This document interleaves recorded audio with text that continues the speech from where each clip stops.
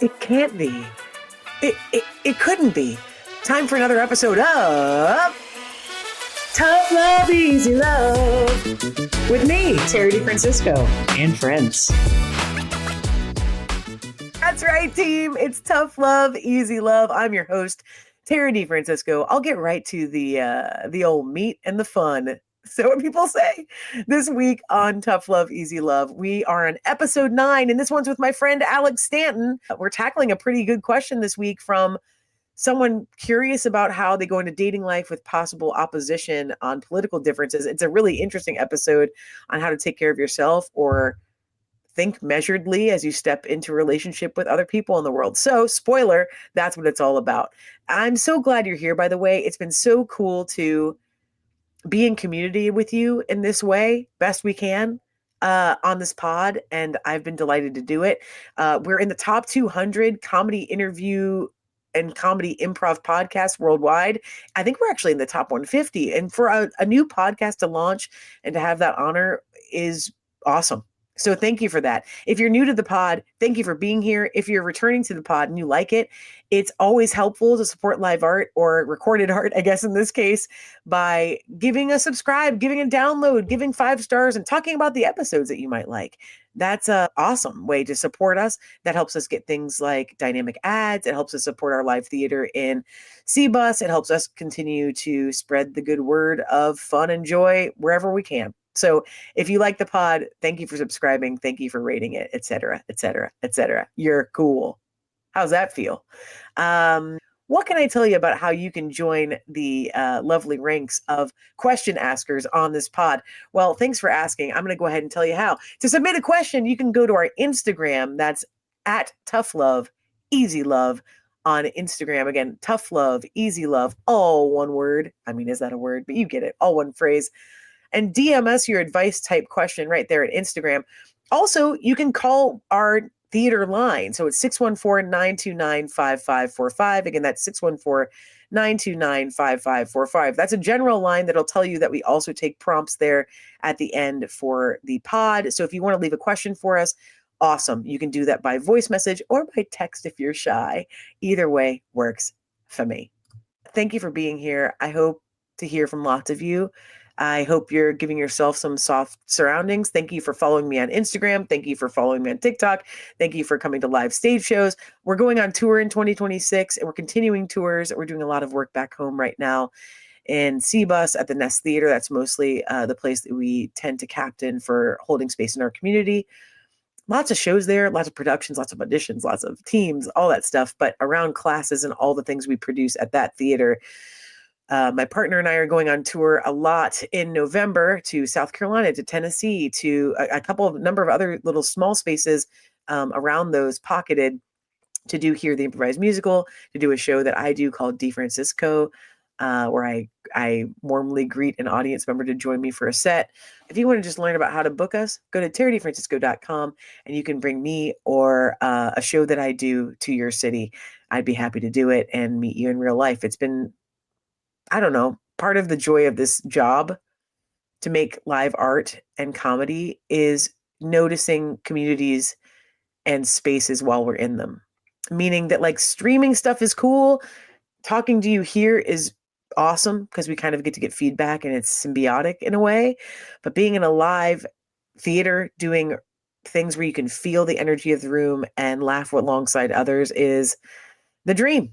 So if you enjoy that stuff, check out terrydefrancisco.com to see where I'm touring to both this year and next. And we'll see how it builds and builds as we go along. Thanks for being here, though. And thanks for supporting this podcast. And let's get right into it with my pal, Alexx Stanton. I'm going to go for it. Okay. Hey, everybody. Welcome to Tough Love, Easy Love. Guess what? It's me, this old jamoke, Terry DeFrancisco. And guess what? In studio today, I have my friend, my son. It's not really my son, but it's a good bit. This is Alexx Stanton. Oh, look at him greeting the crowd. Hi, everybody. Hi, bud. Hi. We're just talking about, we're going to get some advice a little later, but more than anything, I want the people to listen to you and meet you and know how great you are because I already think it. What do you do here at the old Nestoroo, the Nest Theater in Columbus? I do a lot of stuff. I do a backstory. I've heard of it. We tell stories and do scenes, improvise off those scenes. I'm in a little group called the Heavenly Brothers. Hell yeah. Duo. Probably the stupidest thing you'll ever see, but I get a lot of compliments on it. I'm in a group called Scora. Hell yeah, another the duo. Second stupidest thing you'll ever see. People seem to like it. They like it. I was told I can do takes at the camera. Yeah. He's really, for anyone listening at home, he's really giving a lot of sweet shots to that camera. I'm just hitting it like I'm like, Andy Dwyer on Parks and Rec. Okay, there we are. What else do I do here? I do an Player's Nightmare every now and then. Oh yeah, sure. I was in a little show called Kismet, if you've ever heard of it. Oh, it's so fun. Quickly written plays. We were just talking about haircuts. My barber, he's only seen me do 2 shows. Really? Here at the theater. One of them was the comedy festival with Scora. He was drunk. Oh my! And he was like, "It was the best thing I've ever seen." I was like, I don't think you were very drunk. And then he was like, "But I was getting my haircut," and he was like, "But that experimental show, man, that like got me." And I was just like, "Oh, that's so sweet." So yeah. Okay, that makes me want to do it again soon. I want to do it real bad. We do a lot of fun things here. I don't know if I have the emotional stuff that I would need to like, not to like, just come see it if you ever get a chance. Yeah, if you're here in town. But like, just that group of people is so fun to do stuff with. So fun. It's a great group of people. And I feel like a lot of people listening know who we are through the theater. I mean, some people that are listening, hi everybody. Some people that are listening are followers from Instagram and various channels, but also I think they're really becoming familiar with the Nest Theater in our community and scope and how special it is and how creative it is and how many weird projects happen here. So if you're ever in the Midwest, like jump in. But Al does a lot of cool, varied stuff. I do. I try. You do. I want to do more alternative comedy, but I don't even know what that would look like. I know. Alt comedy is tricky because it's like it has a great range and scope. And what I love about it is that you don't have to be restricted to like, it has to be this way for it to be successful. And the challenge is, how do we still make an audience want to see it? And so it's always like the biggest struggle for people that I feel like alt comedy scenes bring alt comedians to their shows instead of like often a general audience. So we're always trying to figure out like how to keep inviting weirdness into regular shows, I guess. Which is the wall that I'm running into. Yeah. Which is like, I'm sure you've talked about it on here. It's like our huge proponent at the Nest, and like what we try to like strive in is like really strong character driven scenes that have like emotion, and like the byproduct of that is sometimes they're funny, sometimes it's like these two people having like an emotional crisis with each other, and it just so happens they just like sacrifice somebody in a volcano or something crazy, and then you're like, oh, like the humor comes from the truth. Yeah. And then it's like, I'm just like, but what if I was just like a stinky little rat man or something? I mean, like, look. That's not all comedy, but everyone, it's like... don't forget, if you can go see Al's one-person show, Stinky Little Rat Man. Oh, brother. It is selling like hotcakes. Like very cool cakes. It's a Stinky Little Rat Man's really going to go I also viral. Clean the toilets here. Yeah. I don't know. That's not to brag. Not to brag, but Al does clean toilets here. I've cleaned toilets. Before the comedy festival, I swept and mopped the main theater area on the stage. And I don't know who you are. This is a message for whoever this is. I know, stop biting your dang fingernails in our theater. Oh, so gross. Why? Isn't that gross? Just chew it and swallow it if you're gonna do it. I don't understand. So this is the dark side, the underbelly, the dark side of like the underbelly of running an art space or a creative community is that someone has to run it. Meaning like everyone is a performer or a creative and they're really good in that, right? Like they want to practice, they want to get good at their craft. But what people don't often want to do is like get permits, talk to the city, herd cats, make sure that things are go, schedule spaces, talk to the fire department, and clean up trash off the floor. Clean up trash, find 2.5 hands worth of fingernails on the floor. Look, and it's like, there's also like little things. It's like, as a performer and as a facility manager here, it is funny to hear people be like, I want to get on stage more, and I want to do this. It's like, work hard, dedicate yourself. And then it's like, people are like, well, how'd you do it? I was like, it's not just like a one-step thing. No, it takes forever. My love for this place also goes to the point where you said herd cats. It's really like being kind to the community around us because we do have a lot of unhoused people here. And it's just like, everything. Hey, bud, I'm going to clean these windows. I just need you to move like 6 feet and you can move back when I'm like, yes, that's okay. That's the stuff people don't see or hear about. It's true. I think I've told you this, Al, specifically, but just for our listeners, I always think of this one Office episode where Dwight was fired. This is the American Office, where Dwight was fired and like all the plants started wilting and everyone was like, I wonder why that's happening. Why are the things on my desk arranged? Yeah, they're all arranged nicely. And then they realized that like they didn't realize actually, but we saw as the viewer that he had done all the things that no one ever saw that made the place actually cohesive and work. And it was like, oh yeah, like someone has to be doing that stuff. I think that we thought when we co-founded this space that it would be some of that for like 2 years, but we're about to hit year 10 and we're kind of like, oh yeah, I guess we're still like getting there for the beer delivery and like washing the windows. You know, it's like that kind of thing happens too because the arts are underfunded in America. And getting even more underfunded. Thanks for listening. Yeah, like that's the toughest part about this stuff. But caregiving for each other is primary here too, which I love that you know. And it's so important that so many people are funny, and the funniest people tend to be the kindest because they're like watching out and listening hard to each other, like how to support each other on stage. And I think I have a hard time with like being like trying to rationalize being kind all the time. I get it. I know that sounds silly. No, I get it. But it's like, I think especially like just with the way the world is. Yeah. The first instinct is always like on your haunches a little bit.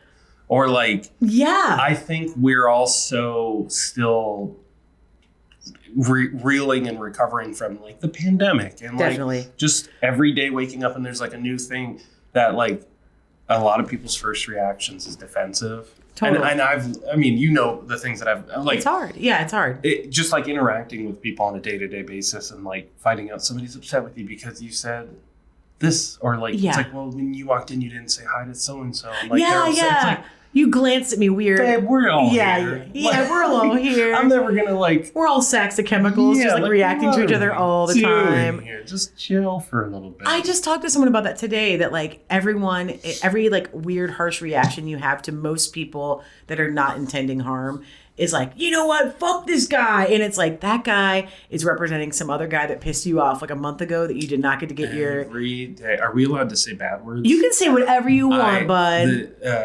This is something I tell people when I coach. I say, just wipe the dog shit off your shoes before you get on stage. It's real. That's the most, and people always are like, that's funny. And then like, just have that same mentality every day. Like you're not gonna walk around your house with dog shit on your shoes. That's the personality. Speak for yourself. I mean, some people. I like to wear it. Yeah. But yeah, like just wipe the dog shit off your shoes before you go into these situations. Because at the end of the day, like we're all just gonna start screaming at each other. That's real. I mean, like, what are we carrying? What are we carrying at all given times? You're gonna look silly. You're gonna look real silly. It's happened to me. I've been mean to people on accident. I've like, inconsideration is such a hard thing not to be, or inconsiderate is something hard not to be when you're just like, I got all this dog shit on my shoes. You got all this dog shit. All this dog shit on my it's shoes. True though. And like when you step into a comedy show, for anyone, they're not always comedy people on here, but I'd say primarily there's lots of comedy people on this show. And the coolest part is you get to hang out with your buddies in front of a group of people, making people laugh and like connecting with each other in a way that's like, oh, like we all want this as adults and there's not many gateways to it. The downside is it's not on your schedule of when you want to do it. So it's like, I have a show at Friday at 8 and 9:30 and then Saturday at 11 and then next week at Tuesday. And you like might come off someday and you're like, time to make 150 people laugh that I don't know. It's weird. And then it's even worse. Like you might be having the best day of your life and you walk in and you're like, there's 6 people here. Yeah, that's true. Like and the crowd could affect how you. Everything you do. It's so silly, but like you're absolutely right where it's like, sometimes you just come in and you're like, I mean, I'm an actor outside of here as well. And sometimes like I had a casting director. I had to do a show like 4 hours after being told like, they just don't want a plus size guy. Oh, fuck off. And I'm like, fuck off, man. I've heard it all. I get it. I'm like a bigger guy. Yeah. But like plus size was like wild to hear. And then to like come in here and be on stage and be like, I'm not sure about this shirt. I'm not sure I hate that. Like, and then like somebody makes you like the doofus in the scene, and you're just like you want to slam your hands and be like, I'm smart actually. I'm actually smart. And I'm some people's cup of tea. I'm some people's cup of tea. It's so funny. That's so true. Some people prefer me. Actually, some women like Some, people like it when you have a little. It's like we don't have to rationalize. We don't have to You don't have to give me this speech. Hey, I know I'm not a sports car, babe. You know what I mean. Some of us have I'm built for comfort. Okay, I'm built for comfort. Some of us have to be the mystery machine. That's and I'm cozy. okay with that. It's cozy and hip. I really feel like that too. I feel like I've heard everything in the industry, and probably lots of people listening don't know this about my history, but I've been through the ringer of just like wild rides. This is such an aside. I love talking about you to people when they don't. I'm like, I don't think you realize who the hell she is. Oh, stop. That's insane. I mean, I'm just a ding dong is what it is. But truly, I've been through, and so I think I realized this more as an adult later here in Ohio, that like, people are like, what? Like when I'm like, oh yeah, I guess I was in the room with Chuck Lorre or like whatever. I don't remember these parts of my life until I see them on like a documentary, and I'm like, oh yeah, like I guess. Oh. Things like that. There's little things popping up now. I like the more and more I don't get stuff, the more and more I'm seeing stuff that I've auditioned for.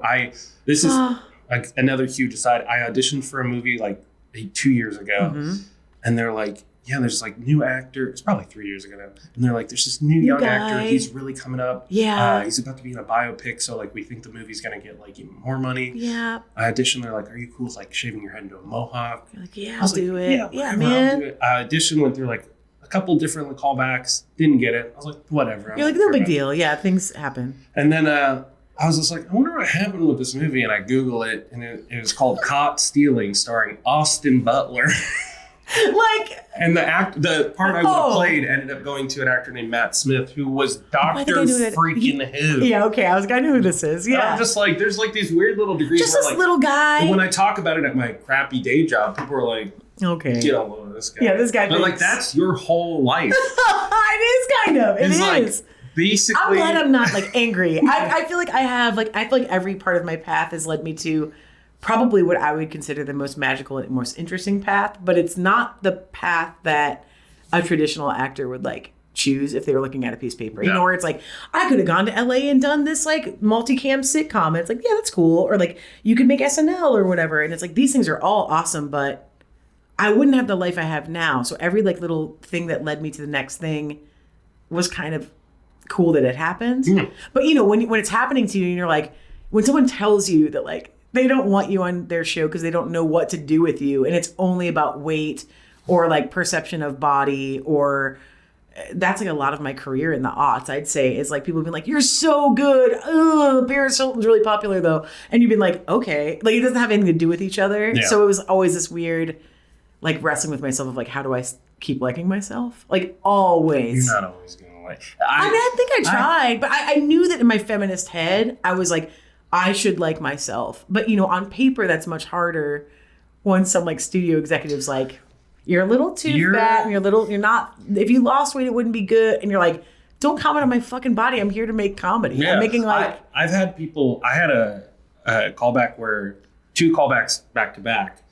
And the first one, they said that I needed to, they were kind about it. They were like, just like for future, we'd love to see a brighter, whiter smile. Which is like code for like get teeth whiteners. Your teeth are gacked and you need to brush them. And then the next one, they're like, your smile's so warm and inviting. And I'm like, oh yeah. Oh yeah, you said somebody likes me. Somebody. It's like, what? Hey, there's like 1,025 Pokemon out in the world. And my favorite one is a pile of slime. Okay. It's just a purple weird little guy. That's what Al prefers. That's what I like. That's what he's into. I don't need you to be a giant fire-breathing monster. I don't need you to be. There's like. I don't need that. Just be everyone. Just be yourself. Every Pokemon is somebody's favorite Pokemon, and some of them are just weird little bugs. That's true. That is like for real true. Such a weird. I didn't realize that was going to be like actual. Real true. It's like good advice. Like I get emotional because sometimes I see these TikToks of people at like the Pokemon centers in Japan, and like they're getting plushies of their favorite, and it's like, every Pokemon is somebody's favorite Pokemon, babe, and like. That's so real. There's like cute ones, and then like the ones I like that are like weird little grubby dudes who are like. Little grubbies. They're like they're literally made after. Do you collect little grubbies, by the way? So popular right now. Oh my god, is your Grubbamons on point? Grubbamons go. So good. So good. Yeah, but you're right. It's like, who cares? Who cares? Oh, wait. Cut that. I mean, cut that. Keep it. Fix it in post. Difference of everyone has their favorite thing and it may not be your bag. The weird thing is more people prefer that kind of thing, but like it's not in the zeitgeist of what people think people prefer. That's the weirdest part is like, how do people that have never gotten a studio deal have like hundreds of thousands of followers? It's like, well, because they represent the people that are watching them. Yeah. And then people are like, oh, I like him. I like this guy. And that guy may not have a television deal because he's not like television glossied up, but it's a person that's speaking the truth. Which I think goes into like the style of comedy that I prefer. Yeah, same. Especially when I was younger, I was like, I'm a child in the 90s, so like dog. Jim Carrey was like, oh my God. Yeah, dog. Get those faces. This guy with weird faces. Hell and yeah. Then I was a latchkey kid. I've talked about this on other shows here, so this is going to be repetitive, but it's okay. I remember I came home from school and I was getting ready to watch my brothers while my mom went to work. I was sitting on the computer and I would just turn on Comedy Central and oh, I love it. And Kids in the Hall happened to me. Yep. Happened to me. I like was just like it happened to me. I guess like my favorite comedian before that was like Kermit the Frog or like oh my God. Bugs Bunny or something. Don't sleep on him. I mean, like you're right. That is a comedian. Like my favorite type of comedy was so straightforward and like I never when you're young and you're funny and you want to do something like that. Like, I would watch all those Comedy Central presents, and I was like, oh my God, Dane Cook. Like, now that was like now new. Dane Cook, ew, gross. Sure. But then in the Vicious Circle or whatever it was, era. Oh, even before that. His like 30-minute Comedy Central special. I was like, this guy's so weird. And like, and then you see guys like. He was really like, his energy was not typical for the times when he first launched. And I would really have I wish I could find it somewhere, but I'd have a notebook where I'd write down the comedians' names, and I remember like, Todd Glass. Oh, and I loved it. Mike Birbiglia. Like Maria Bamford. Love. Like, and I would just be like, oh, who do these people like? And then, spoiler alert, I'm on the spectrum. And I wish somebody would have told me back then because I went from being just like this random kid who like, liked stuff. Like your general amalgamation of like kid stuff to being like, hell yeah. I need to learn everything about comedy. Yeah, for real. And usually it like divvied it closer to the like weird stuff. And nowadays, all that weird stuff is like people like Tim Robinson's a perfect example. Yeah, of like, for sure. People are like, where'd this guy come from? It's like, he's an improviser. He's a funny, hilarious guy. Yeah. Oh, the four nerds and the hot blonde aren't kicking it for you anymore. Oh my God. So right. I get what he's talking about. But I do think that that's right. Like when 90s aughts, it felt like all the outliers, for lack of a better term, like the alts, were the people that seemed to be speaking the truth. And then those truth tellers got popular. And it was like, oh, they're actually like kind of what we prefer is people sharing the human experience in a comedy setting. Like that's what we want. It's so cool to be, I just turned 33 and most of my life, not even adult life, most of my life has been watching Bob Odenkirk on TV. Oh, for sure. And like, total. Going from like this guy who I was like, I'm gonna get in trouble watching this. Yeah. To like, he's like nominated for awards. Exactly. Like, wild. And like in various mediums where he was that, like, I feel like when we had just gotten to Chicago, my partner and I, when we had just gotten to Chicago, he was gone, but he had been there and he was known as a weird alt comic that people liked a lot. Like he wrote prolifically. He was funny. He did like these small shows in black box cabarets where like they would be like half nude and like do weird shit all the time. And it was like, yeah, this is what people are hungry for, is more that like stretches the brain instead of just kind of a hero's journey sitcom or something. You know, he knew what he wanted to play with. And then he became an Emmy award winner? Question mark? I don't know, but I don't think he ever won anything, which is crazy. That's wild. Like Mr. Show and Better Call Saul and Breaking Bad and Nobody and all the things that he's turned into now is like wild. But I just said that about like the weird guys, but then I think like this is so cheesy talking about comedy, but like Steve Martin was like the perfect example of like absurdity in a time where like Watergate was happening in like, Vietnam, and people are like, exactly, we're not sure what to feel. Like it was so regimented. Like, I'm gonna tell you it's okay that like,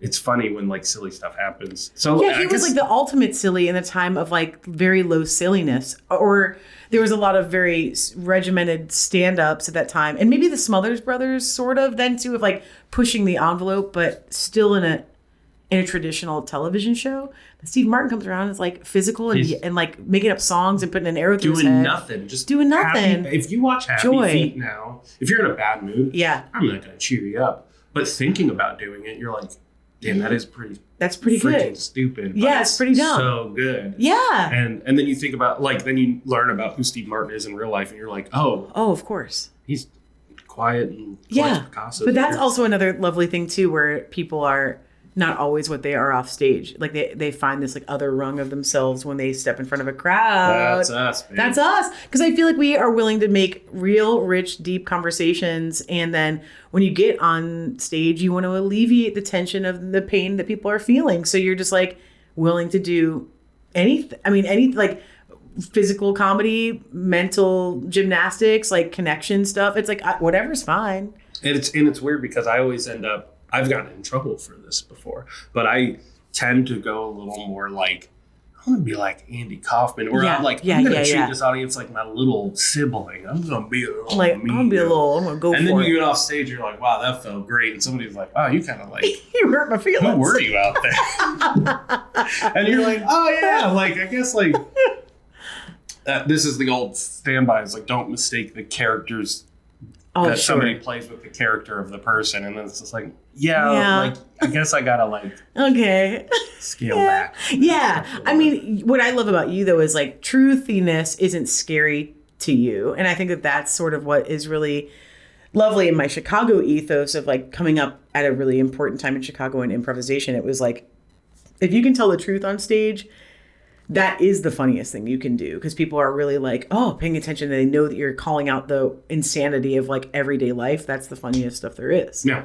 It's the best. I think the biggest compliment is always like, well, number one, it's like, I can't, where do you guys come up with this stuff? Oh gosh. Or like playing a character and then somebody's like, man, I have a coworker who's just like that. You and you're really like, handed it to Brandon. The way that he does that. And you're like, that's always so funny because like that person gets to go home.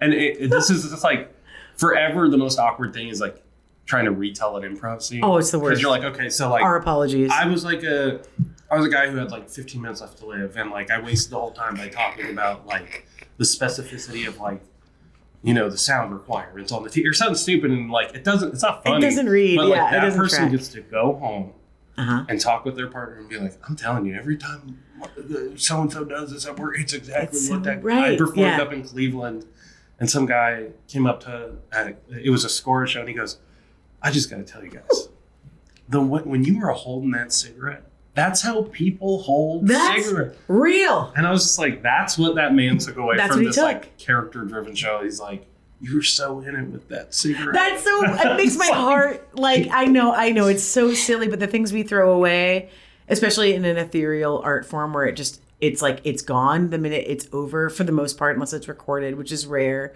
It's like it's this like it goes away. It's ephemeral. It's gone. You know. So when the thing is gone and someone remembers anything that you did, you're like, that's what you remembered? Like, what is it? Or like, people will come to me quite a bit and like quote things I did in a Herald show or a sketch show, but often they'll like sing back a song to me that I sang in a musical improv show. And I'll be like, I don't know it, but I love that you know it. And they're like, how do you not know? But, you know, because you're just like constantly cranking. Yeah, you're cranking like material out. But it's so fun to see who's affected by what and why that. I wish I was more approachable, because I think I give off like not a resting bitch face, but like very much like big, like cool big brother. Yeah, not sure. Cool, not cool. No. But keep that in. Keep that in. Like big brother energy. Like if your friends came over, it's like, don't touch the root beers in the fridge. Those are my brothers. And he'll whoop my ass. Yeah, they'll be like, I would never. I give that energy off, and maybe I'm a little more opinionative, but like.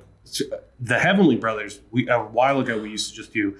This is very inside baseball. This is like a duo. If you're just here here for Tara, I'm sorry. No, he's really nice, huh? The Heavenly Brothers used to do a form called montage, which is just you get a suggestion, you do a bunch of scenes based off of it. Yep. And then one day, right before we went on stage, me and Adam said, "Let's just do something different." Yeah. And then we did a show that. I'm not going to bore people with like technical like terms, but we did a completely different show where we played like a million different characters each, and they were always on stage, and like it's kind of a mono scene. I think I saw that show. Was it? Yeah.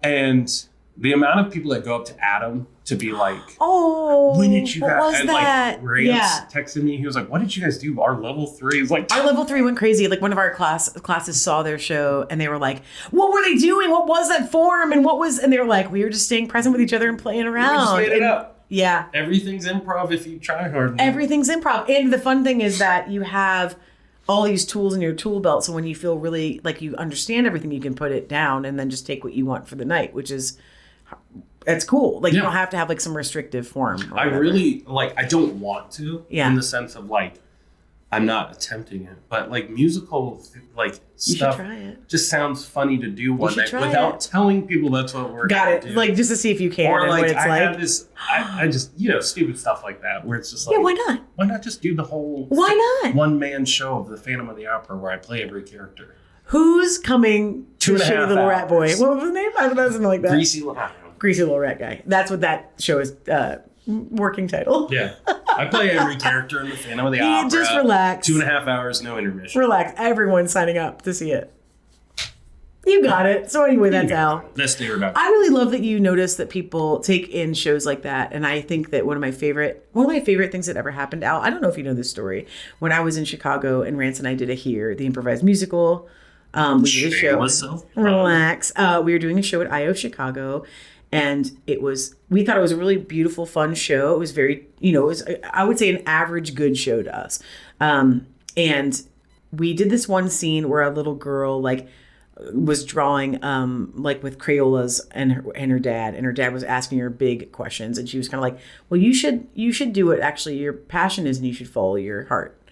And we didn't really think much about it. And then on Monday, someone wrote the office trying to find Rance and I and was like, I need to talk to them. You can pass this along or you can give it to me or whatever, their emails or whatever. And he wrote us an email that was like, your show made me quit my job. Oh my God. And we were like, oh, liable. No, but we were like, oh my God, what happened? And he said, I watched that show and I realized that my kids had been begging me to make a change for a long time. And because he played a child and a father that was like, how much of your life are you missing? He went home and like was like, this is my 2-week term. I'm leaving. And he left his job and he like fell in love with his life, like fully and completely, and walked away. And we were like, that was an improv show. So don't like sleep on. It seems silly and it is, but it's also that you're able to say these benchmark sort of messages that are more compact. So they like pack a bigger punch sometimes because they're like not you saying it. It's like a character that's exemplifying what it could be like if you X, and then people would be like, oh my God, that's me. Like they see themselves in the show. This has only happened a handful of times where like a stranger has approached me outside of the theater. And it feels strange to talk about because it's not just you that they saw. They saw a team or a duo. But this is crazy. I'd actually just done an escape room with you. Yeah. Like 2 hours prior. Yeah. And then after I went to a birthday party for my partner's nephew. And while I was waiting for her to come back with drinks, I was standing there and a woman said, are you the comedy guy? And then she explained like she didn't like the first 2 things she saw on the night. Yeah. She was getting ready to festival. leave. And she was like, and I didn't know I was on a date. I just broken up. Me and my husband just separated and a coworker invited me out and all this stuff. And she's like, and I didn't know that's what he wanted. So I wasn't in the mood. And like, she was just explaining like, and then she saw Candace and I in a scene where we were breaking up, but we like were so amicable in the breakup. And she was just like, that's what she needed. And I just kind of like relaxed and I had fun the rest of the night. And I was just like, oh shit.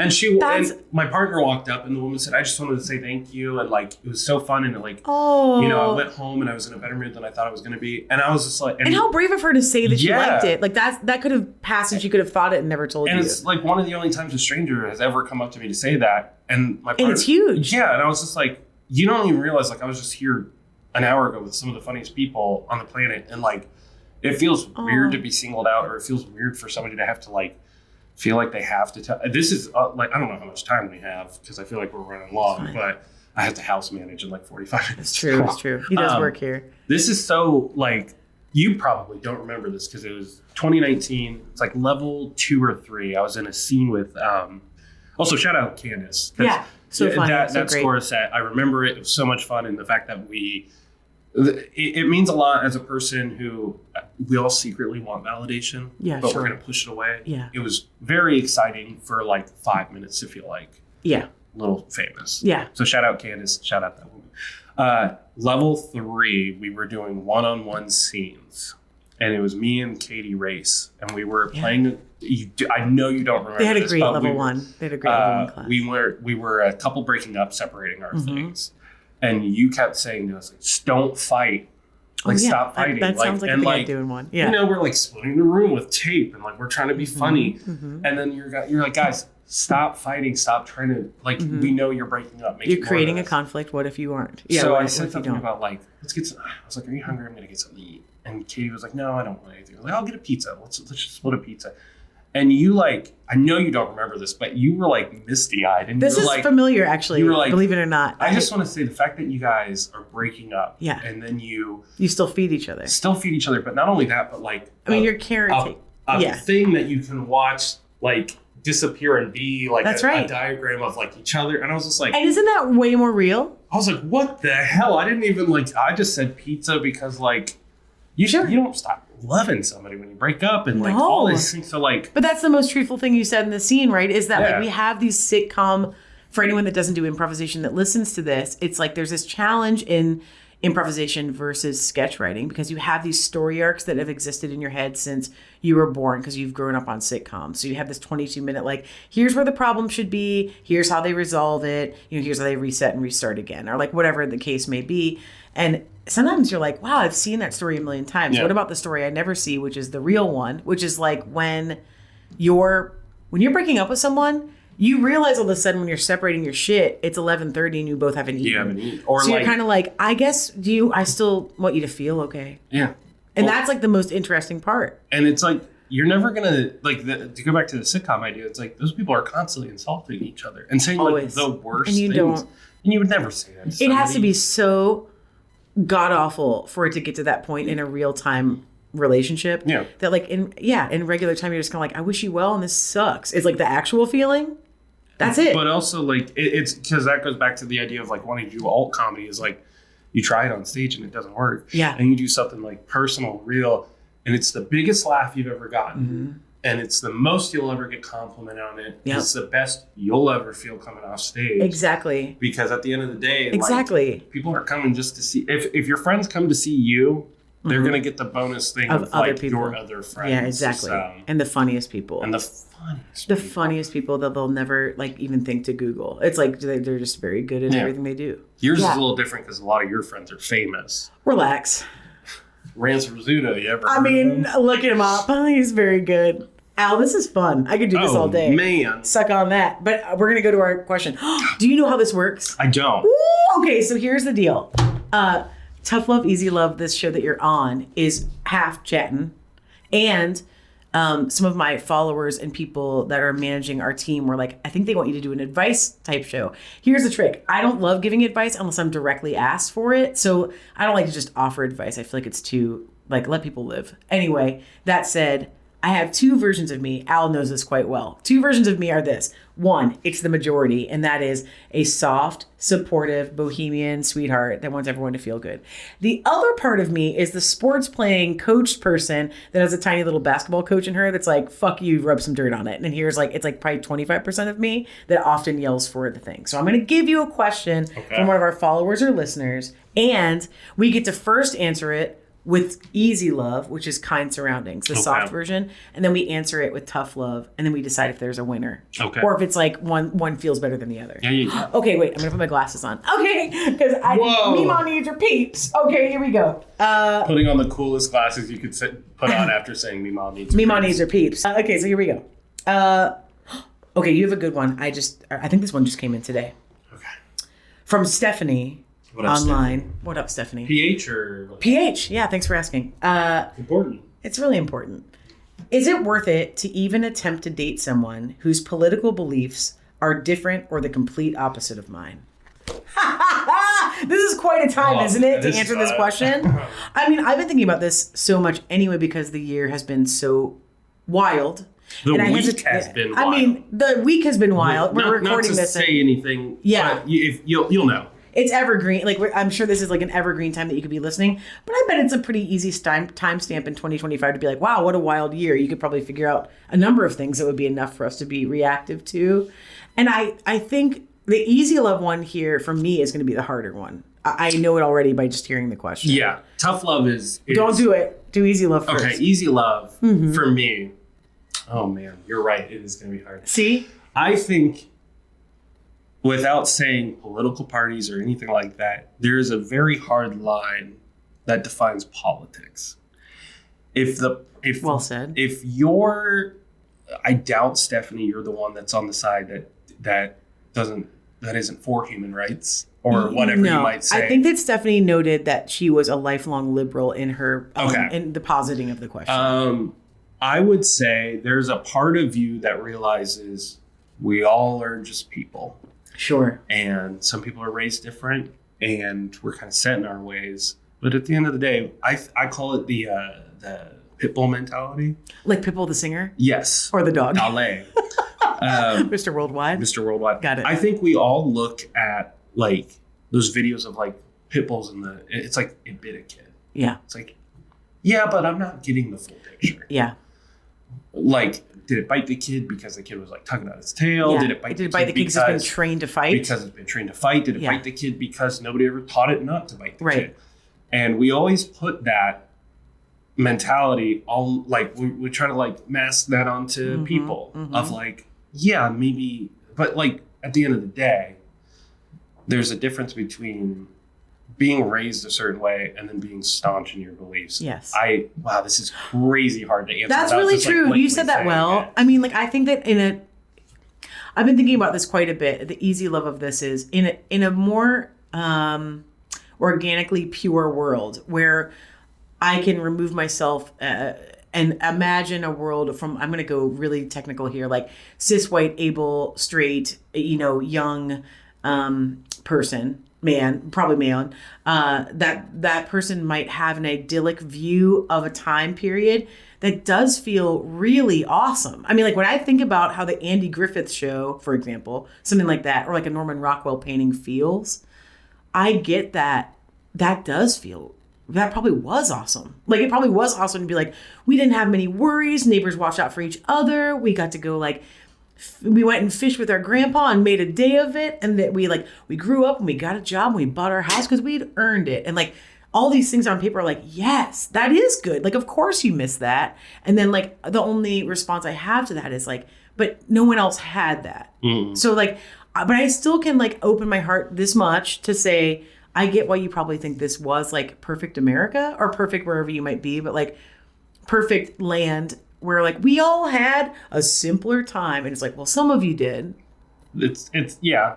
So I get where the nostalgia comes from for a life that maybe not all of us got to squeak in. And that is a very, I think, kind way to look at like, I don't want to say opposition but like, yeah, some people are probably raised with the attitude and mentality. I would say if it's going to put you in a situation around topics and people that are going to do more harm for your, not even just physically, but like your psyche and like, it's the doom scrolling aspect of life, but now amplified by 10. Yes. Listen, if it's going to do more harm to you, babe, get out of there. Run. I mean, if you have to explain why you think somebody has the right to exist, why somebody has the right for their attitude and ideology, then you don't need to explain that. That's okay. That's okay.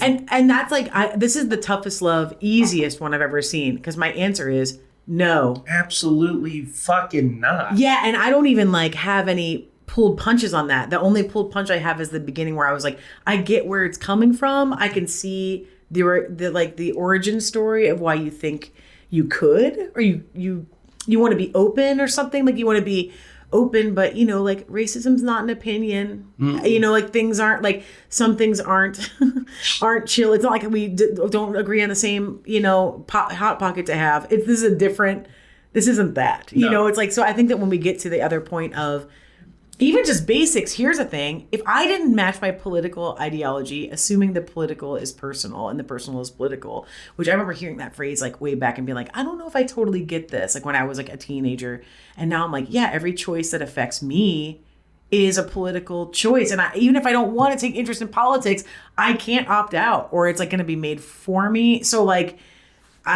I just think about how, let's say you start dating somebody, a person, they're charming, they're like interesting, they're magnanimous, and then you talk about anything and you disagree and it's bad. It's like something very bad. Yeah.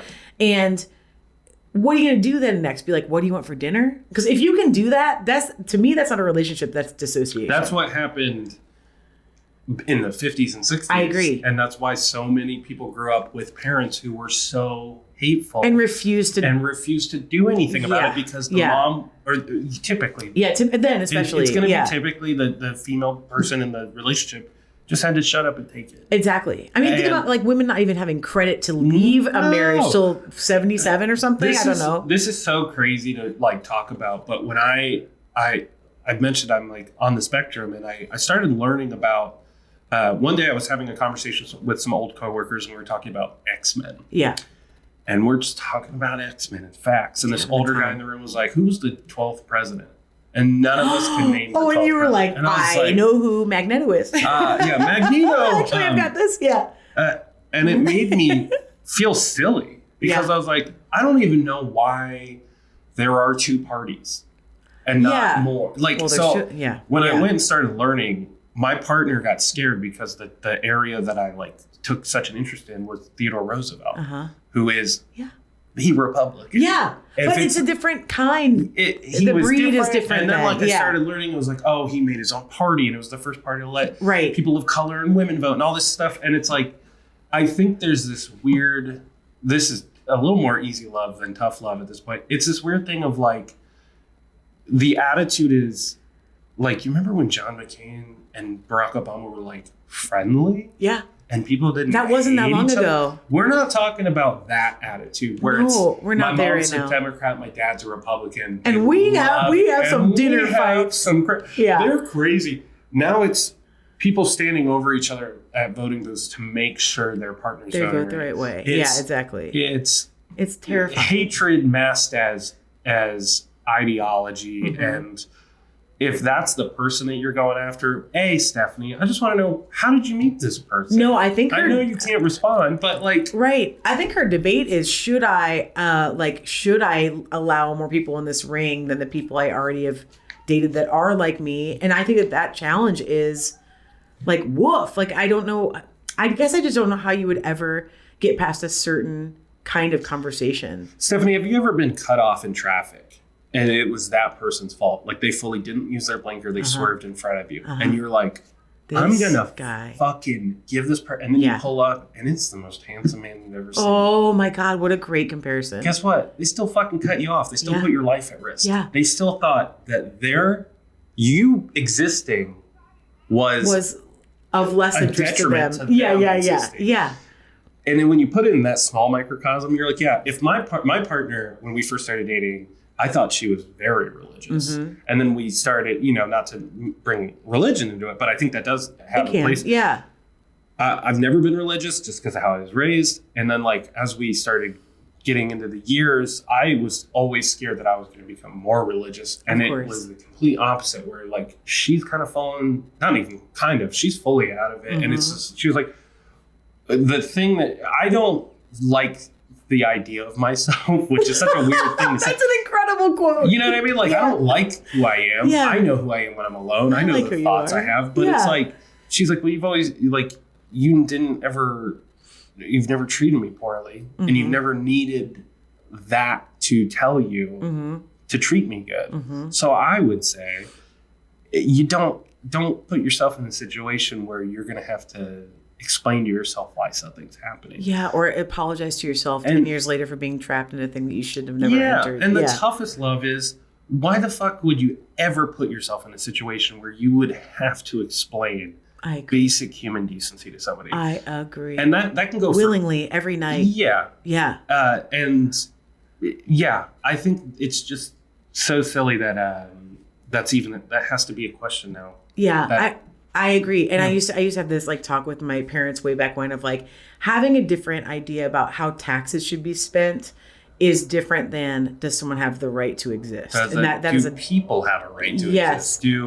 Is it okay for female bodied people to have rights to their own body choices. It's, autonomy. It's kind of crazy, like, to sit down and I think one day me and my partner kind of like had to check each other a little bit. This was early. I've been with her for 15 a long time. years. So it's like, at one point in time, we did have to like sit down and kind of like check each other, because there's a difference between, like, I had a cool little coworker at one point in time who, one of my coworkers is non-binary, and he made a comment about them about, their dad. He misgendered this person in this statement. Their dad was in the military.